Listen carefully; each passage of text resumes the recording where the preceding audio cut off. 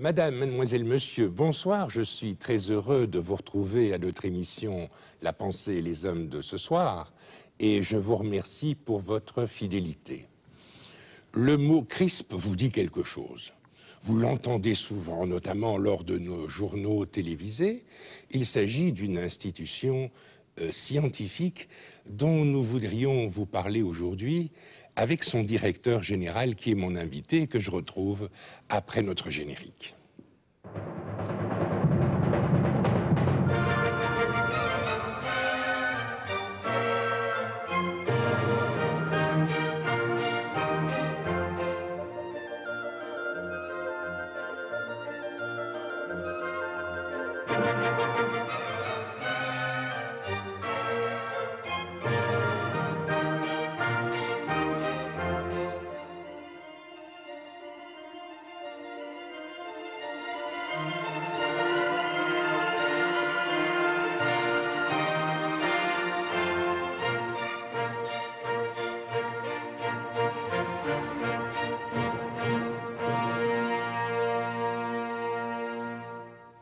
Eh bien, mon invité pour nous parler du CRISP ce soir, c'est son directeur général en la personne de Vincent de Corbiter. Vous êtes philosophe de formation, docteur en philosophie, spécialiste de Sartre. Vous êtes aussi membre de l'Académie royale de Belgique dans la classe des lettres. Et vous dirigez le CRISP qui fête cette année ses 50 ans. Alors je le disais d'entrée de jeu, c'est un mot c'est une abréviation qui est dans l'oreille de tout le monde, mais je crois que beaucoup des personnes qui suivent les émissions de télévision ne savent pas exactement ce que c'est que le CRISP. Alors expliquez-nous un petit peu les origines, la fonction, et aussi qu'est-ce que ça veut dire là, oui. CRISP. C'est un acronyme finalement assez simple, c'est Centre de recherche et d'information sociopolitique. Alors juste deux mots, recherche et information, ça veut dire pas de la recherche pour elle-même ou uniquement à destination de la communauté scientifique, mais destinée à informer le public, dans une conception quasi journalistique, et à l'origine d'ailleurs, la dimension journalistique était importante. La première publication, c'est un courrier hebdomadaire, qui n'est pas resté strictement hebdomadaire, mais qui en a gardé le nom. Et sociopolitique, l'objet premier, l'objectif, c'est étudier les mécanismes réels de la décision politique en Belgique. Les mécanismes réels, pas seulement les mécanismes officiels. Et il y a 50 ans, la science politique était très juridique et très formelle. Et c'est étudier la décision politique dans tout cet tenant et aboutissant et avec tous les acteurs qui sont à l'arrière-plan et qui ne sont pas que des acteurs politiques. Ce sont aussi les acteurs économiques, les acteurs sociaux, les groupes de pression, les citoyens organisés. Et donc, c'est un champ qui va au-delà de celui de la science politique au sens classique du terme. Alors je dirais à travers ces deux mots, scientifique, il y a une certaine rigueur scientifique. Vous ne dites pas n'importe quoi, n'importe comment, mais vous avez aussi la volonté d'informer le public, donc de faire dans une certaine mesure œuvre de vulgarisation scientifique. Est-ce que je comprends bien Tout à fait. Votre objectif? L'originalité du CRISP, c'est de faire plusieurs métiers avec un même programme de recherche, celui que je viens d'indiquer, l'analyse de la décision politique au sens large, mais ça va de la production de textes assez savants, assez techniques, pointus. C'est surtout la collection du courrier hebdomadaire qui sont des monographies sur des sujets qui peuvent être parfois très précis, éventuellement un peu difficiles et qui s'adressent à un public qui a professionnellement, par son action, je dirais, citoyenne ou professionnelle, des raisons de s'y intéresser. Et à l'autre bout du spectre, nous intervenons beaucoup dans les médias en réponse à des sollicitations pour expliquer les aléas, les tenants aboutissants de la vie politique.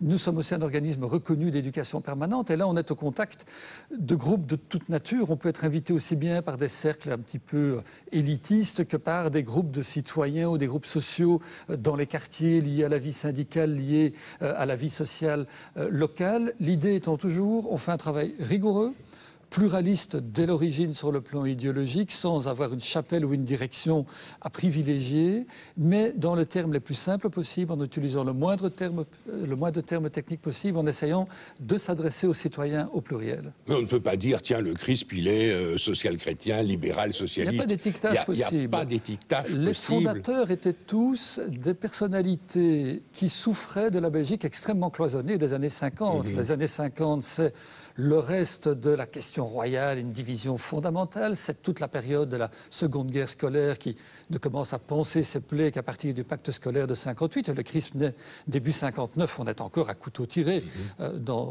très largement. Et puis il y aura très vite les remous communautaires, linguistiques, le début des années 60.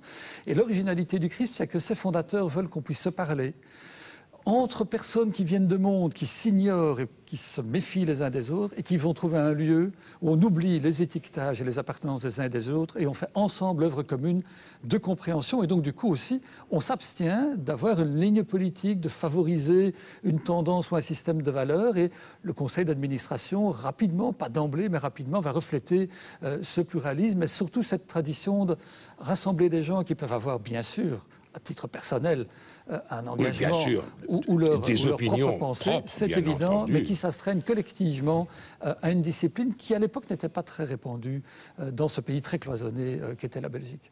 Et quelles sont les grandes figures de votre institution ?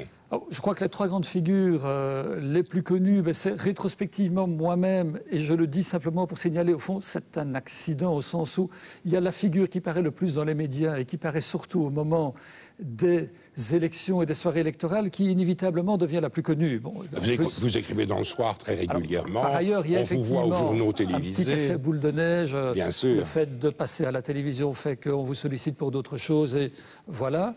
Cela étant, les 2 personnes qui ont porté le CRISP et sans lesquelles il ne serait pas là, c'est son fondateur qui en a eu l'idée, Jules Gérard Libois, qui était avant tout un journaliste dans l'âme, qui était notamment responsable de l'édition belge de témoignages chrétiens, qui a quitté un moment une fonction de fonctionnaire à la Commission européenne parce qu'il voulait créer quelque chose qui puisse analyser la politique belge en profondeur à un moment où on était très pudique pour dire quels étaient les vrais centres de pouvoir qui pouvaient être économiques, financiers, sociaux, syndicaux, les partis, l'Église, qui à l'époque pesait plus lourd qu'aujourd'hui.